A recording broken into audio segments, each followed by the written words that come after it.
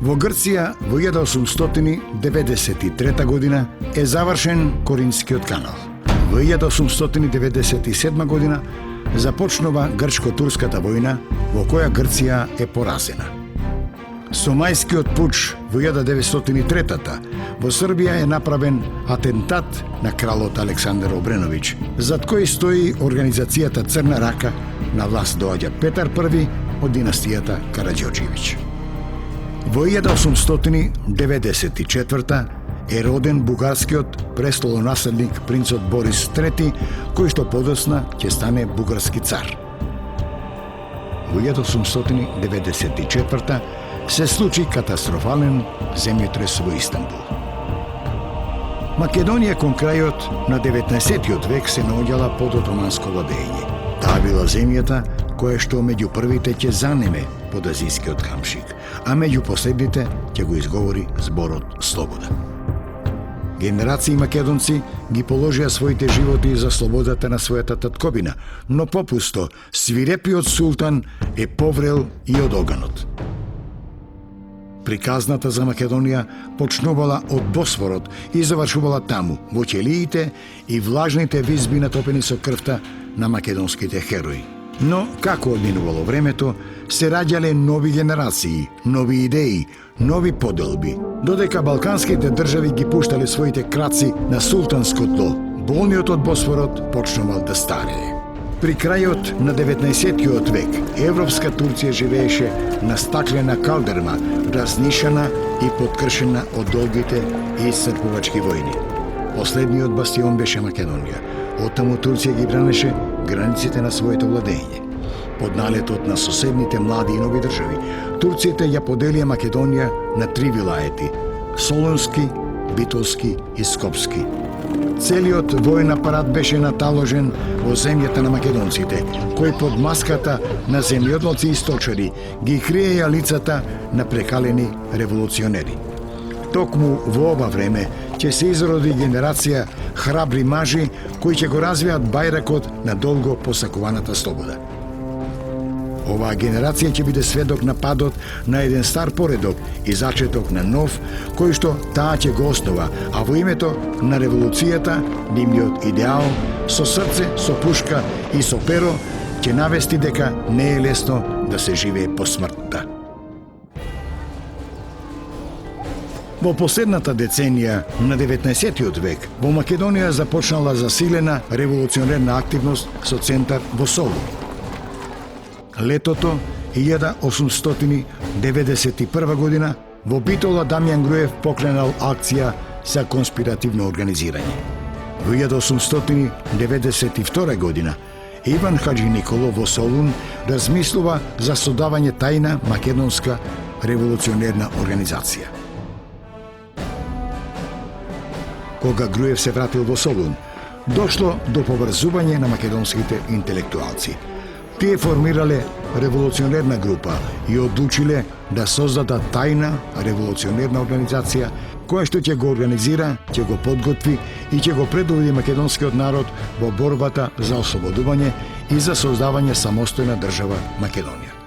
Тогаш пред нив се поставило прашањето за авторитетен, компетентен предводник лидер. Нивниот избор бил Гоце Делчев, кој во тоа време бил питомец на военото училиште. Гоце Делчев е човек кој што одиграл круцијално значење при воспоставувањето на организацијските канали кон Бугарија, а тие и се потребни на организацијата за да може оттаму да се врши и легална достава на весници, литература и се разбира најмногоце оружје. Тој е човекот кој што имаше и прво воено-стратегиско искуство. Тој беше школувач. Второ, со сите оние карактеристики негови, тој практично беше роден лидер, да видели, како викаме, водач, кој што можеше да се наметне со својот авторитет. На нивната средба на Гоце Делчев му била представена идејата за создавање тајна македонска револуционерна организација. Делчев ја примил со воодушевување и се обврзал по завршувањето на военото училиште да се врати во Македонија за да се посвети на македонското револуционерно ослободително дело. На 23. октомври по стариот календар се состанале видните македонски интелектуалци Дамјан Груев од село Смилево Битолско, професор Петар Поп-Арсов од село Богомила Велешко, професор Христо Батамџиев од село Гуменџе Енидже Вардарско, професор доктор Христо Татарчев од Ресен лекар и Иван Хаджи Николов од Кукуш и ја основале Македонската револуционерна организација. На основачкиот состанок ги определиле карактерот и целите, а ги утврдиле и основните принципи и стратегијата за действување на организацијата. Прво, Македонската револуционерна организација да действува на целата територија на Македонија, во незините природни и историски граници. Второ, организацијата да биде револуционерна, конспиративна. Трето, да биде самостојна и независна. Во организацијата да се примаат само лица родени во Македонија и кои живееле во Македонија без разлика на нивната народност и вера. Четврто, кај македонскиот народ да буди сознание за самозаштита, револуционерната идеја да ја шири усно и преку печат и да го подготви народот за оружено востание со сопствени сили да се бори и избори за свое ослободување и создавање самостојна држава. При утврдување на целта, основачите на организацијата се раководиле според меѓународната положба на Македонија. Го зеле предвид и ставот на европските големи сили и непријателското обкружување од агресивните соседни држави. Се определиле за остварување потполна политичка автономија на Македонија како етапа кон создавање самостојна и независна држава. Шесте големи сили по Берлинскиот договор, односно Конгрес, воспостави еден поредок на Балканот и тие тој поредок сакаа по секоја цена да го зачуваат затоа што не беа подготвени на тој регион од посебно значење стратегиско за ним, за сите ним поединечно, но и колективно. Затоа тие настојуваа по секоја цена да се држи Македонија во составот на Смоленскиот држава. Со создавањето на организацијата, која што според доктор Христо Татарчев го носело името Македонска револуционерна организација, а комитетот Централен македонски револуционерен комитет, почнала новата епоха во поновата историја на Македонија. Ова е историски настан кој како патоказ трајно ја предодредил иднината на македонскиот народ како државотворен народ. На состанокот одржан на почетокот на јануари 1894 година во Солун бил усвоен уставот на организацијата подготвен од Петар Поп-Арсов. По усвојувањето на уставот се конституирал Централниот комитет со председател доктор Христо Татарчев, а за секретар бил избран Дамјан Груев. Централниот комитет веднаш започнал со издавање револуционерен вестник Востаник кој го уредувал Груев. До средината на 1894 година револуционерната организација била проширена во поголемите градови. Летото 1894 година од 27 до 29 август во Ресен се одржало тридневно советување на раководството на Централниот комитет со видни членови на организацијата. Советувањето било одржано за време на осветувањето на ново изградената црква Свети Кирил и Методий. Биде донесени приоритетните одлуки. Да се воспостави функционална организацијска структура со формирање на 3 револуционерни окрузи – Солунски, Битолски и Скопски, со окружни комитети раководени од лица со потребен авторитет. Финансирањето да се врши од членовите и придонеси од поддржувачи на револуционерното ослободително дело, да се засили пропагирањето на револуционерната идеја со создавање на нови весници и револуционерна литература. При крајот на 1894 година бил усвоен правилник на организацијата со кој било воспоставено демократско, централизирано уредување со примена на изборниот принцип, избирање на раководните личности и членовите на органите и телата. По ресенското советување почнале да се издаваат и револуционерните вестници Бунтовник и На оружје. Есента 1894 година на организацијата и се приклучиле Гоце Делчев, Пере Тошев, Христо Матов и Ѓорче Петров. За кратко време, организацијата постигнала голем подем. До средината на 1895 година таа се проширила на целата територија на Македонија, вклучувајќи ги и македонските села. Организацијата воспоставила целосна структура на органи – окружни, околински, градски и селски комитети. Со уставот на организацијата се воспоставила сувереност на организационата територија под девизата Македонија на македонците. Македонската револуционерна организација била и останува тајна, но не и за Бугарија, за која била само внатрешна револуционерна организација која бугарите сакале да ја употребат за постигнување на нивната државна политика. Поне цела година од конституирањето на Централниот комитет, Бугарија ја утврдила својата стратегија за действување против организацијата во Македонија. И тоа со создавање паралелна организација од многобројната македонска емиграција во Бугарија, чие што раководство во Софија ќе се наметне како врховно раководство. Создавањето на таквата организација требало да го наметне обединувањето на двете организации и да го преземе раководењето со македонските работи. Оваа организација си поставила за своја цел извојување на политичка автономија на Македонија, приложена и гарантирана од големите сили. Така е впишено во нивниот статут. Методите и начините до кои што треба се стигне за тоа се различни. И сето тоа е вред, доколку нема позадина. Меѓутоа, овде имаме голема позадина, а тоа е поддршката од бугарските политички кругови за оваа акција на самиот комитет. Врховниот комитет се стави во служба на бугарската државна политика и бугарска државна политика сметаше преку тој комитет дека ќе превземе раководењето со Македонската револуционерна организацијата во Македонија и полека ќе моделира, ќе прилагодува на потребите и интереси на бугарска државна политика.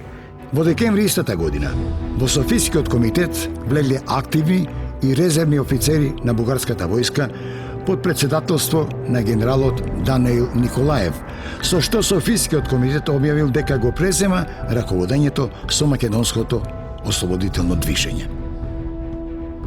Водечките личности на организацијата на состанокот одржан во Солун летото 1895 година договориле да се преземат мерки за запирање на надворешното посегање по организацијата.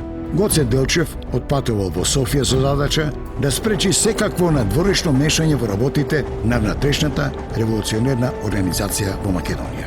Со определување на свој задграничен представник, а веднаш потоа и со представништво, внатрешната македонска револуционерна организација ја демонстрирала својата самостојност и независност. Организацијата презема мерки за спречување на надворешното мешање. Во февруари 1896 година во Софија Делчев се состанал со генералот Николаев. Го предупредил дека револуционерната организација во Македонија била и останува самостојна и независна, единствен легитимен представник на Македонија и дека нема да дозволи мешање во внатрешните работи. Софискиот комитет, инструиран и поддржуван од владата на Бугарија, започнал да префрлува вооружени чети во Македонија и со атентати да провоцира засилување на теророт на властите на османлиската држава над македонското население, со што требало да се парализира дејноста на внатрешната револуционерна организација. Во летото 1895 година од територијата на Бугарија била преземена провокативна четничка акција во Горноџумајско и во Мелничко. Тие на војнички план доживеа катастрофа во Османската империја, бидејќи на османските власти им беше познато дека навлегуваат чети од Бугарија во Македонија, па затоа ги пресретнаа уште по патиштата. Единствен нешто поголем успех постигнал одредот на Борис Сарафов, кој што успеал неколку часови да влезе и да се задржи во градчето Мелник. Го запалиле затворот, ги пуштиле политичките затвореници и веднаш потоа и тие се повлекле назад. Ова провокација, овој настан и овој успех на Сарафов во Мелник подосна послужил како аргумент за да се оправда срамот и неуспехот на останатите дружини кои што навлегле во Македонија и затоа е наречена Мелничко востание. На 19 февруари 1897 година Бугарија и Србија потпишале тајна спогодба за меѓусебно толерирање на пропагандната дејност во Македонија. Во истото време, бугарската влада почнала да презема конкретни мерки против внатрешната револуционерна организација. Бугарската екзархија и Софискиот комитет, по налог од бугарската влада, со активно учество на подполковникот Анастас Јанков, кој што бил доверливо лице и личен пријател на бугарскиот кнез Фердинанд, организирале формирање на тајно бугарско револуционерно братство внатре во Македонија. Братството било формирано во март 1897 година во Солун под раководство на бугаринот Иван Гарванов. Во него влегле проекзархистички определени македонци. За финансирање на тајното братство и за негово јавно дејствување, во ноември, бугарскиот трговски агент во Солун формирал легално бугарско добротворно братство Милосрдие, во кое членувале сите припадници на тајното братство. Тајното бугарско братство добило задача да ги преземе позициите на револуционерната организација и да се присили да го прифати Врховниот комитет за врховно раководство, а ако тоа не успеало, да го преземе раководењето со организацијата со инфилтрирање во неа. Кога сето тоа не успеваше, беше формирана, се обидува да формира натре паралелна организација. Тоа Бугарското револуционерно братство во Солун. Начело со Гарванов, бугарин, етнички бугарин кој што дојде, беше пратен со таква мисија во Македонија. И тој формира едно јадро во Солун, меѓутоа успе и во внатрешноста, подржувано од дипломатското представништво, од екзархијата, дури во внатрешноста на Македонија во поедини места да се формираат нивни, така речеме, филијали или групи. За намалување на незината отпорност, братството започнало со разоткривање на мрежата на организацијата и со елиминирање на незините водечки личности. Тоа стана многу опасно за револуционерна организација, додека однадвор се дејствуваше, многу полесно се спречуваше, а сега кога внатре се појави, тогаш се постави прашањето за односот. На неколкуте советување на Централниот комитет дури се завзеде став да се за пресметка со оним за нивна ликвидација. Меѓутоа, за да не дојде да се предизвика внатрешни судри во Македонија, оние што, да речеме, поумерените составовите во револуционерниот во Централниот комитет завзела став дека треба да се постигне договор, односно тие да се интегрираат во организација. Во септември 1899 година Иван Гарванов, по инструкција од Софија, на председателот на Централниот комитет Христо Татарчев му предложил да го распушти братството, под услов неговите членови да влезат во организацијата. Татарчев дал согласност, поддржан од Иван Хаджи Николов. Братството се расформирало. Гарванов бил кооптиран во Солунскиот окружен комитет, што подоцна се покажало како фатален превид на Татарчев. Одлуката да се вклучат Гарванов и неговите привреди организацијата, нели Ѓорче го дефинира како пуштање на волкот во трлото на овците. И тоа имаше она пресудно понатаму за развојот на состојбите во Македонија. Дејноста на организацијата продолжила и се одвивала во најстрога тајност. Секој незин припадник бил должен да се придржува на пропишаните мерки за конспиративност при подготвување и изведување на секоја акција. За обезбедување на конспиративноста на внатрешните врски биле воспоставени курирска служба и тајна пошта. Одлуките и наредбите на повисоките органи, извештаите, писмата и другите довеливи материјали биле пренесувани преку тајни канали од курири, одбрани лица, подготвени да издржат и најжестоко мачење, па и да го жртвуваат својот живот. Тоа е посведочено со настанот од 19. април 1896 година во Битола, кога Дон Стојанов, при пренесувањето бомби бил откриен. Откривањето е сосема случајно, него го направиле колџиите од режијата за тутун, барајќи илегално шверцување на тутун во товарот на Доне, всушност откриле бомби. Доне е затворен, меѓутоа и покрај сета тортура што е спроведена над него, тој не признал ништо и власта не успеала да открие буквално ништо, иако биле спроведени опсежни истражни дејствија и во Битола и во Штип. Како резултат од оваа афера, ние имаме всушност еден позитивен настан, кој што придонел за афирмација на издржливоста на луѓето членови на организацијата. За зачувување на тајноста, преписката била шифрирана. За документите од посебен доверив карактер со третман на апсолутно тајна, била употребувана шифрирана азбука, тајно писмо со хемиско невидливо мастило. За кореспонденција меѓу Централниот комитет и окружните комитети, за градовите и личностите биле определени псевдоними Светагора за Солун, Ерусалим за Битола, Женева и Белград за Охрид, Цирих за Струга и други. Потоа Ахил за Гоце Делчев, Марко за Ѓорче Петров и други. Била извршена промена во политичката стратегија и било променето името на организацијата. Таа била преименувана во тајна Македонско-Одринска револуционерна организација. Со усвојување на уставот била воведена нова поделба на реони. Биле формирани 7 револуционерни окрузи: Солунски, Битолски, Скопски, Штипски, Струмички и Одрински, и била воспоставена целосна структура на органи: Конгрес, Централен комитет, окружни, околиски и местни револуционерни комитети. Организацијата кадровски станува помоćна и поголема со постепено формирање на своји оружени сили. Со уставот, окружните и околиските револуционерни комитети биле задолжени да формираат вооружени чети. Се поставува прашањето како наеднаш да се создадат тие чети, кои ќе бидат луѓето што ќе бидат врбувани во нив, кои се тие што ќе бидат поставени на чело на четите. Па во таа смисла се зема за пример четата на Михаил Апостолов Попето. Тој всушност во прво време добило властување од Централниот комитет и представува еден вид на четничка школа. Затоа многу често се користи терминот четничкиот институт.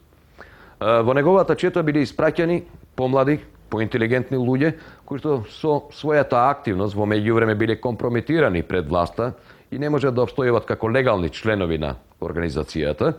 Па истите тие се праќаат таму на обука известно време и откако ќе поминат таа обука, се испраќаат во други региони и самите тие потоа формираат чети. Биле преземени акции за систематско ослабење на деградираниот режим на османлиската држава во Македонија. Со посебен правилник од 1900 година, составен од Гоце Делчев, било регулирано формирањето, намената, просторното разместување по реони, како и употребата, начинот на дејствувањето на вооружените чети, нивното раководење и дисциплината.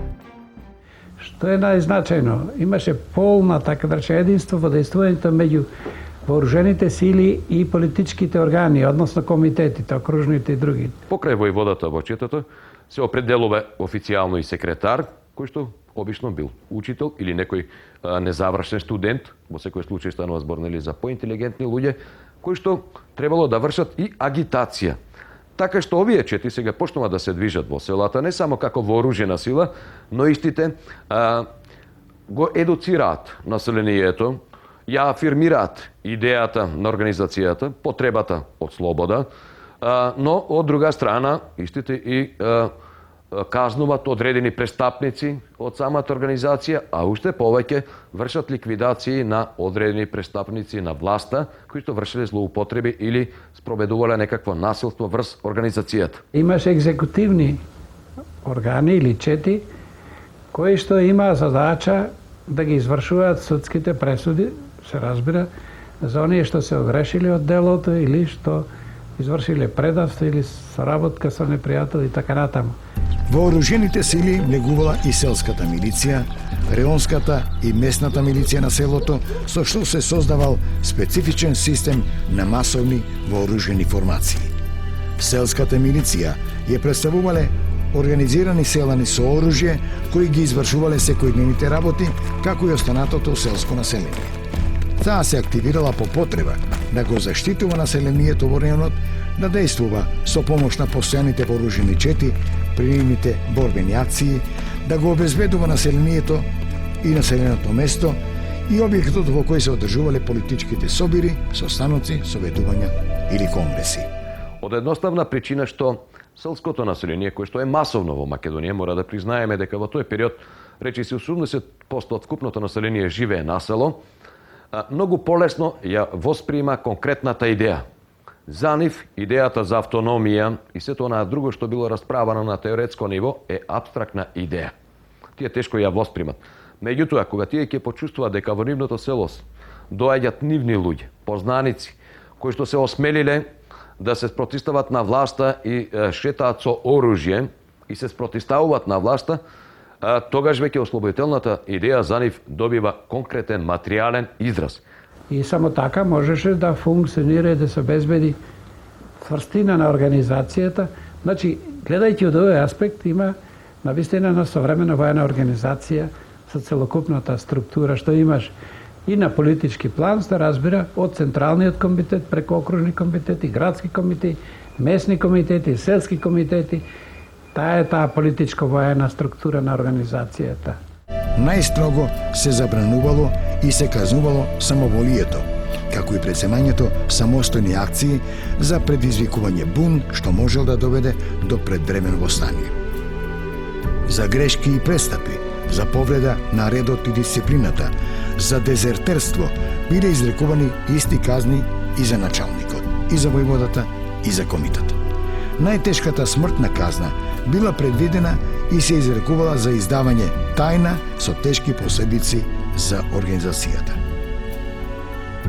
Важно е да се каже дека има и, така да речеме, известителни органи и контраизвестителни кои имаат за задача такви организирани чети, тајни кои што го следеа не само непријател за да собираат информации каде како се распоредени армиските сили, полициските и други, како се движа, кога ќе презема акција за гонење на четите и на така натаму, туку ги следеа и сопствените луѓе во организацијата, за да видат, заради тоа што често се случуваше предавство.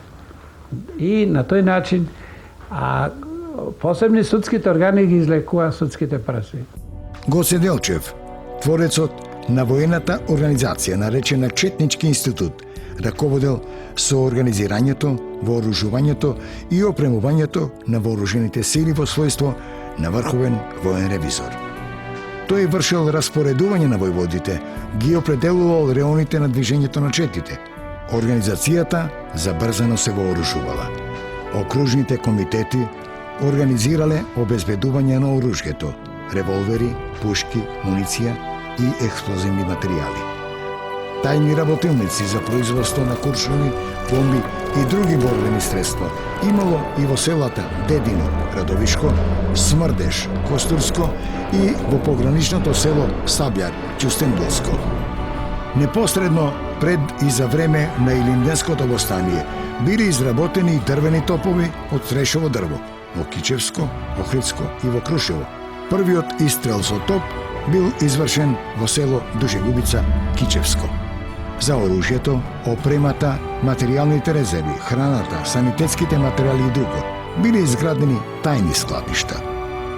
Организацијата воспоставила паралелна управа, финансиска и судска власт. Преку своите органи ги штитела животот, имотот и честа на населението, загрозувани од представниците на државата, од арамиските банди и од насилниците. Она што е најбитно да се каже, може би како никаде на друго место. Затоа што во сите соседни земји почетните револуционери ги финансира странски држави и странски фактори. Овде целокупното финансирање беше од народот, од македонскиот народ. Значи од базата. Тука немаше надворешни средства.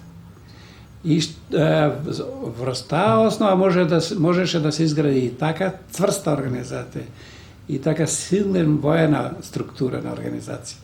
Но со тек на времето, како се проширува дејност на организацијата, значи се зголемуваат и незините финансиски потреби, па затоа уште во почеток е предвидено дека мора да има постојат и други начини на финансирање, па во таа смисла е допуштено дека организацијата може да се финансира и со доброволни прилози на луѓе, членови на организацијата, кои што се поимотни, значи тие да внесат известна сума во организацијата, или пак од луѓе кои што не се членови на организацијата, но се симпатизери на ослободителната идеја.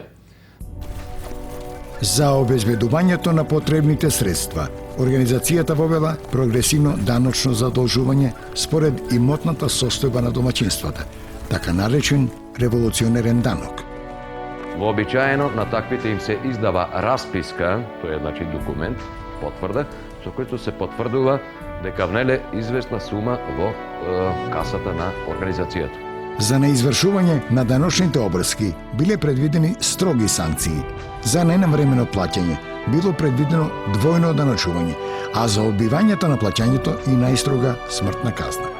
Средствата од глобите, од паричните казни се користеле за купување оружје. Македонското население своите спорови ги решавало во судовите на организацијата. Незините органи ги решавали брачните спорови и бракоразводните дела кои биле во надлежност на црковните институции.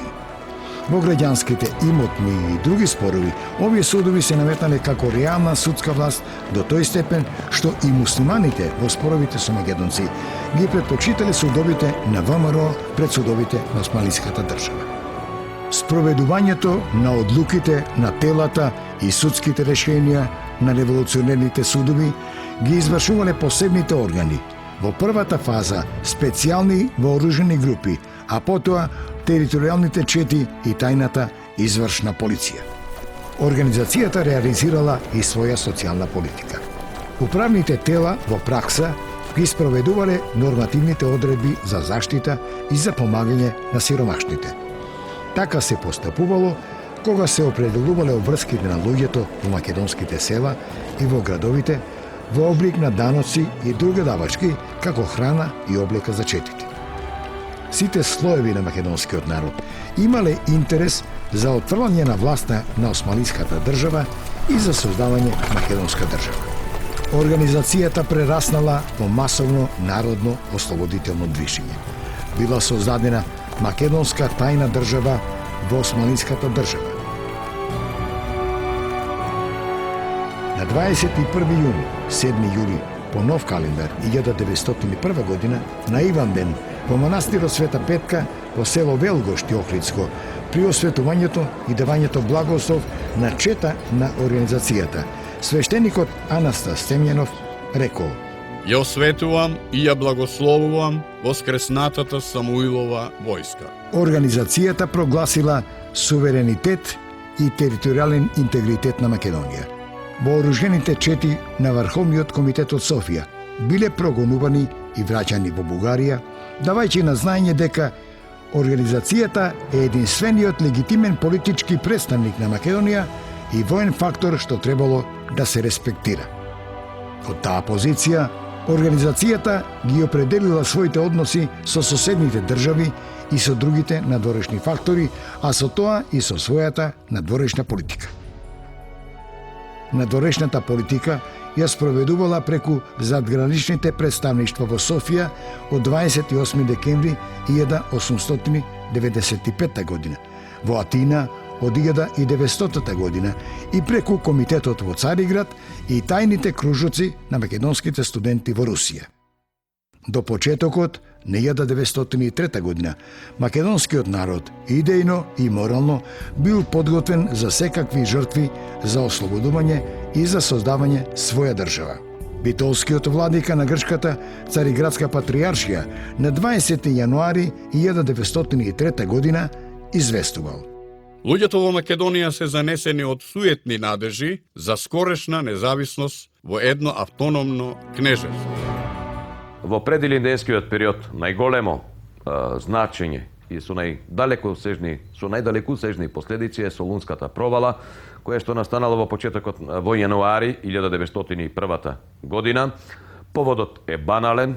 Неколку мина помлади активни членови од Централниот комитет престојувале во една гостилница и веројатно во една релаксирана атмосфера разговарале поопуштено за многу работи од ослободителното движење, при што гостилничарот, кој што бил грк, го соопштил тоа на власта и започнува потрага по нив. Како последица на целата оваа провала се уапсени сите членови на Централниот комитет, меѓу кои Христо Татарчев, Иван Каджиниколов, Пере Тошев и Христо Матов. Практично немаше Централен комитет. Сите членови на Централниот комитет беа осудени и испратени на заточеништво, во Мала Азија, и на тој начин практично беше извршен формален преврат во организација. Последен од нив на слобода останал Иван Каджиниколов, кој што во момент на очекување на соственото апсење ги предал шифрите, печатот и се друго во рацете на Иван Гарванов. И сега Гарванов си вклучи неколку своји луѓе, за да го, така наречеме, комплетира, така да речеме, Централниот комитет. И веднаш првата задача му беше да ја реализира онаа стратегијата на надворешниот фактор. Да се донесе, да се издейства донесена одлука што побрзо се крене восстание. Во септември 1902 година Врховниот комитет одлучил да испровоцира восстание со цел да се ослаби револуционерната организација. На 23 септември добро вооружени чети предводени од офицери на бугарската војска под раководство на генералот Иван Цончев навлегле во Џумајско и објавиле восстание. Со оваа провокација беше нанесена значајна штета на македонското ослободително движење воопшто, затоа што со овие чети всушност беше саботирана идејата за масовно восстание, идеја за која што работеше македонската револуционерна организација. Освен тоа, со оваа провокација беа испровоцирани османските власти кои што спроведоа жестоки репресивни мерки во сите оние региони каде што дејствуваа врховистичките чети и беше спроведено масовно разоружување на населението. Од друга страна, со масовниот терор и репресалиите кои што ги спроведе власта во овие региони, беше демотивирано населението од тој крај. И уште повеќе, мора да имаме во предвид дека од Горно-Џумајскиот регион, односно од североисточна Македонија во тој предел, се појави голем бран на бегалци, некаде околу 2000 луѓе заминаа на територијата на Бугарија како бегалци. Се покажало невозможно македонскиот народ да се крене на восстание со акции организирани од Бугарија. Веднаш бил активиран планот Иван Гарванов со приврзаниците во Централниот комитет да наметне донесување одлука за восстание во пролета 1903 година со недоволно вооружениот народ. Требаше да се предизвика порано недоволно вооружен народ и подготвено восстание, за да се задуши брзо и ефикасно, да се деморализира народот, да се одложи на тој начин решање на македонското прашање, како македонско прашање и да се наметнат како фактори Бугарија и другите соседни држави за неговото решавање. На Солунскиот конгрес од 2 до 4 јануари 1903 година, без учество на Гоце Делчев, Ѓорче Петров, Пере Тошев, Јане Сандански и останатите револуционери, блиски на Делчевите идеи, Гарванов се повикал на уставот за општо восстание. Со пропагандното ветување оружје и војна помош од Бугарија и издействувал да се донесе решение за восстание во пролетта што предстоела. Со оглед на фактот што голем дел од учесниците на Конгресот малку ја познават вистинската состојба на теренот и малку време работеле реално на теренот, не дошло до некоја посериозна дискусија и анализирање на сите состојби во Македонија. Тие едноставно ги прифатиле аргументите на Гарванов дека состојбата е пријатна, благопријатна меѓународната положба, а опасноста од врховистите на вистина била реалност.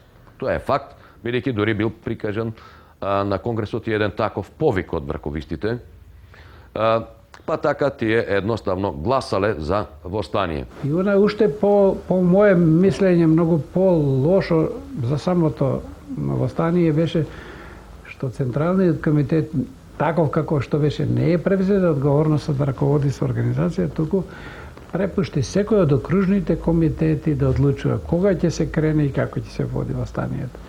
Спротивно на она што беше централизирана, строго централизирана организација, масовно на теренот, добро екипирана, сега требаше, значи, на некој начин да се децентрализира и да се разбие координацијата во водењето на оружените акции.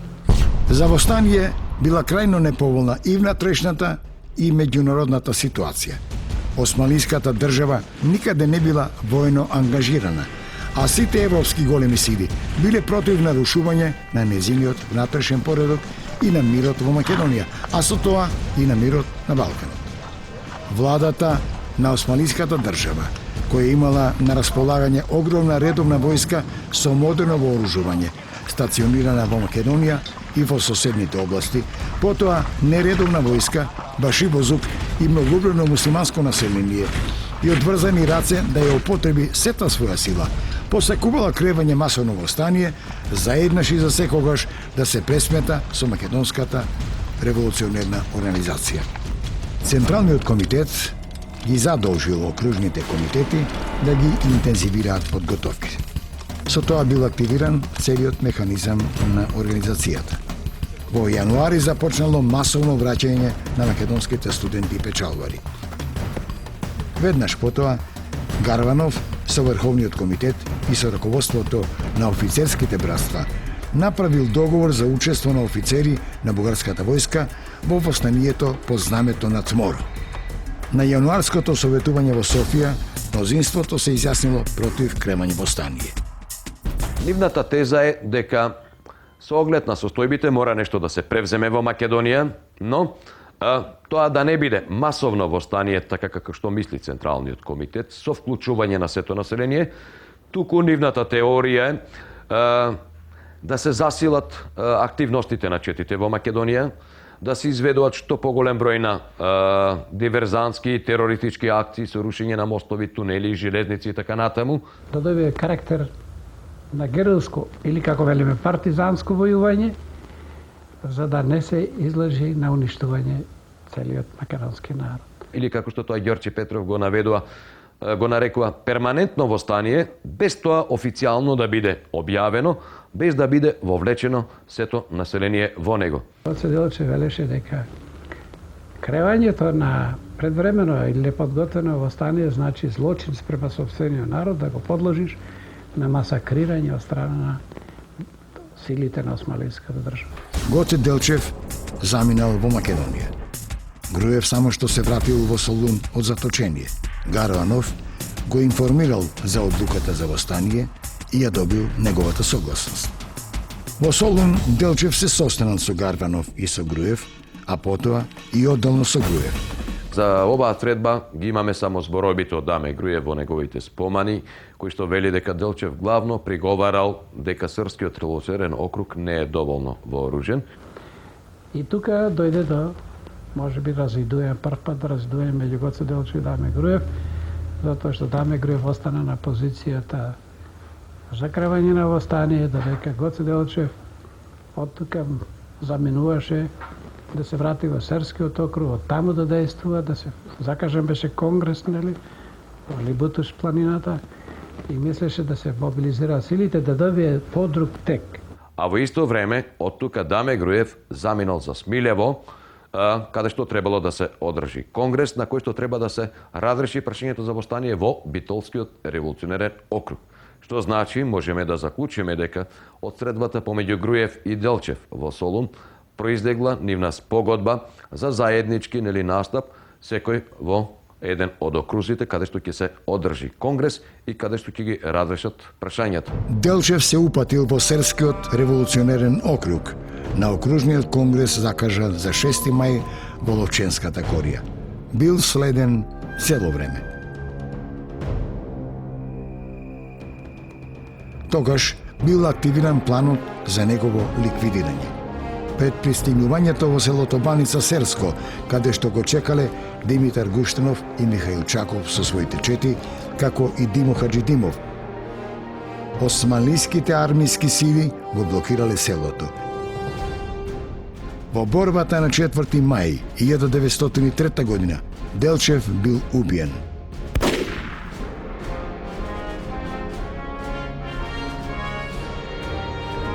По ликвидацијата на Делчев повеќе не се поставувало прашањето дали ќе има востание, туку само кога ќе започне.